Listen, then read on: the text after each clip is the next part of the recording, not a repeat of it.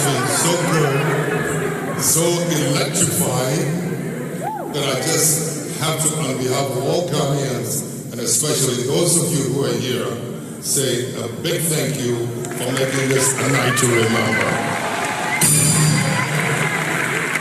Ladies and gentlemen, when I saw her in my office a few weeks ago, I don't know what I said to her, how beautiful she was still looking. But after she left, I was commenting to someone, and she's looking as beautiful as my wife.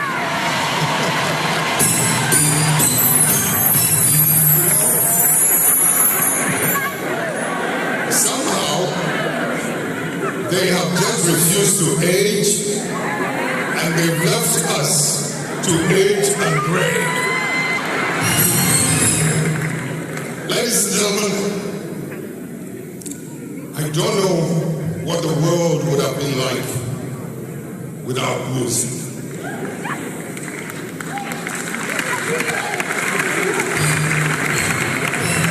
You know,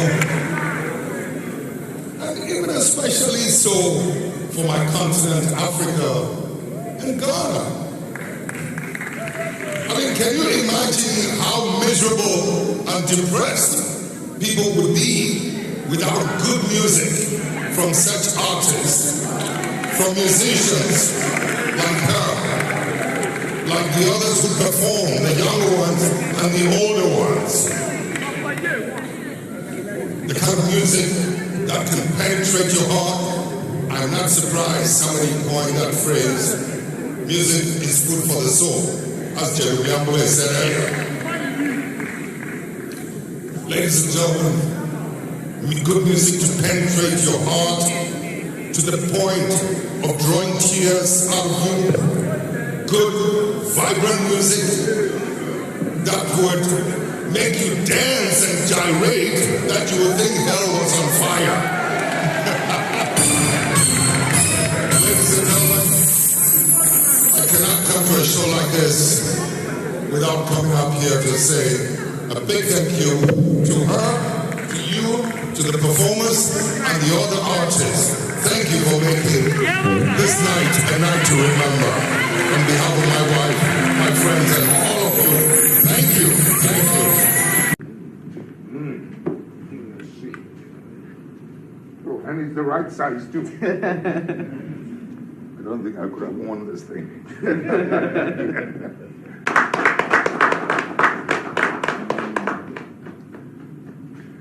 Take it off, let me try it and see.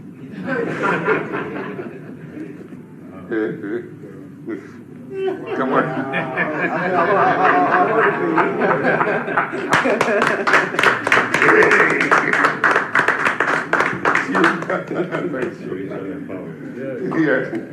Waiting for the direct whistle to have this done.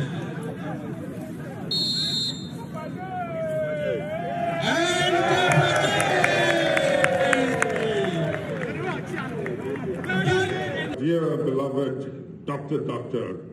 Nana Ajaman Rawlings, my colleague, ministers of state, honorable lecturers of the various faculties, Your Excellencies, distinguished ladies and gentlemen. I think I prefer the lady. I prefer the lady.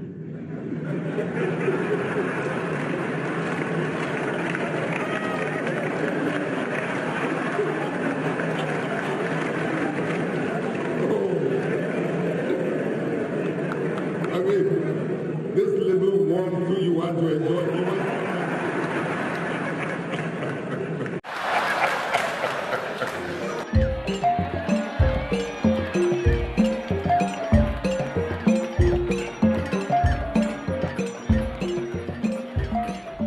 While he was president, Rawlings was able to use a grant of $50,000 from the Hunger Project cash prize he had won as seed money to sponsor the establishment of the University of Development Studies, a state-owned university, the first of its kind in the northern region of Ghana.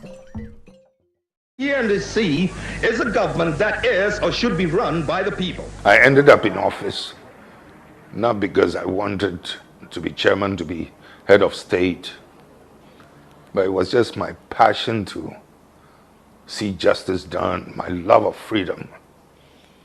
That's what puts me always in this position, or put me in this position. In the early 1990s, the African continent began to experience a new wave of political structure, the return of multi-party politics. Much like the 1960s, as country after country gained independence from colonial powers, now the people wanted more. Rawlings, always able to read the mood of the people, was quick to embrace it, changing his government from military to civilian. He did not fight against it, but he did say that though he personally did not believe in multi-party politics, but if that's what Ghanaians want, they would have it. So the constitution was written, and from 1992 to the present, we've had one of the most stable democracies in Africa. As required by the constitutional mandate, Rawlings' term of office ended in 2001 and was succeeded by John Kufuor, his main political rival. People like to make all kinds of claims about Rawlings, that he didn't want to hand over. Absolute rubbish. I will use this occasion to tell them something that they never imagined. Had we, any one of us, dared to suggest that we're going to stay on for one more day, we would have lost the complete support of the masses. Jerry Rawlings is not your typical serious military man. He can also humor a crowd. My colleague, ministers of state, honorable lecturers of the various faculties, your excellencies, distinguished ladies and gentlemen. I think I prefer the lady. I prefer the lady.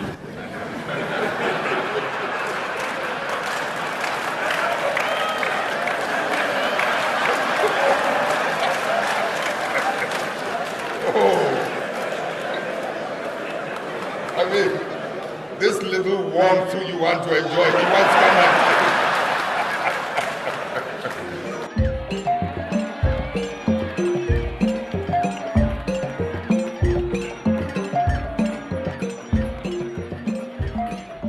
While he was president, Rawlings was able to use a grant of $50,000 from the Hunger Project cash prize he had won as seed money to sponsor the establishment of the University of Development Studies, a state-owned university, the first of its kind in the northern region of Ghana.